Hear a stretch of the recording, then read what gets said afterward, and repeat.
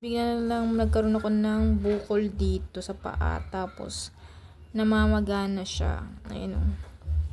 Namamagana. Tapos, nagsusugat.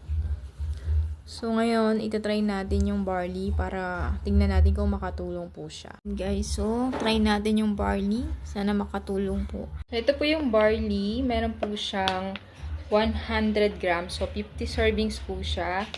And then, made New Zealand barley and halal approved. GMP certified. Ayan. So, inumin po natin. So, sa isang pack, meron siyang 50 servings. So, gagawin ko po ay isang kutsara po. So, itutuloy-tuloy ko lang po siya para makita po natin kung effective po yung ating barley. So, ngayon is January 5, 2026. Guys, ito na yung aking sugat na namamaga. Day 2 na po natin. Iinuman natin ng barley. Ayan po, namamaga siya sa nagkakaroon siya ng mga butlig-butlig na maiitim. So, mi-maintain ko lang po yung pag-inom nitong ating barley. Ayan. So, itong barley natin, power. Ito po yung tubig natin. Isang kutsara po. Pwede rin po 3 times a day para talaga sa mga gustong mag-detox agad. Ito na po yung sugat ko na may bukol. Medyo okay na siya. Ayan, ininuman natin ng barley.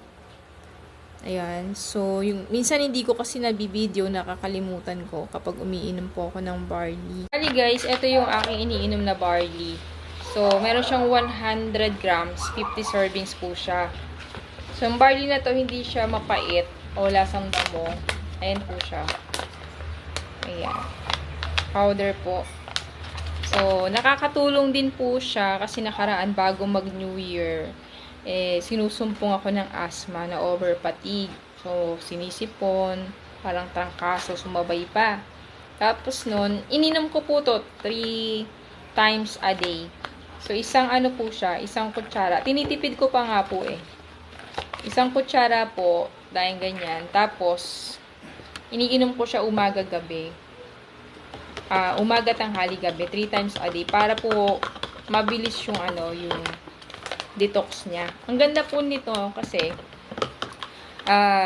nagtanggap ang history ng asthma. Pag napapagod po ako, napapabiyahe ng matagal, ina-asthma na ako niyan.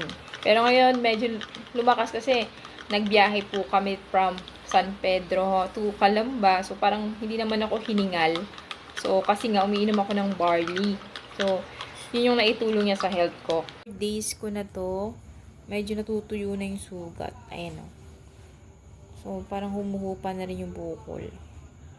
So, tinuloy-tuloy ko lang yung barley. So, bali, umiinom ako ng barley. Etong barley is 1 kutsara, isang kutsara, 3 beses sa isang araw. Ayan. So, ito yung napili kong barley kasi siya. 50 servings siya, 100 grams. So, parang mas matipid. Diba? Mas matipid po siya, guys. Ayan, guys. Itipid ko pa nga, hindi masyadong puno po yung aking sugat. Tingnan nyo, natuyo na. Ayan, natuyo na, guys. Oh.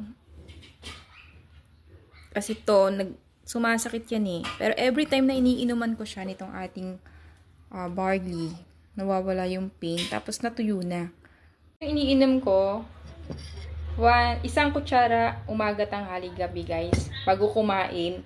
So, every time na iniinom ko to, nawawala yung pain. So, sabi nga, marami na akong iniinom before na mga supplement. Pero kasi, since 2020 pa to yung bukol na to, pandemic pa. So, wala namang nangyari. Ang nangyari kasi, eto lang, mga last month, bigla siyang pumutok, tapos nagsugat. Yun. So, simula nung ininom ko to, ayun. So, yun yung nangyari. Ayan. So, ibig sabihin, effective talaga siya. No? So, kasi ngayon lang siya natuyo Kasi tagal-tagal na namamaga, tapos nagnanaknak. Diba? Ngayon lang siya natuyo at nawala na yung bukol. Kinakapa ko yung bukol nawala. Parang natunaw siya. So, ito yun guys. So, iniinom ko lang siya talaga 1 kutsara umaga, tanghali, gabi bago kumain.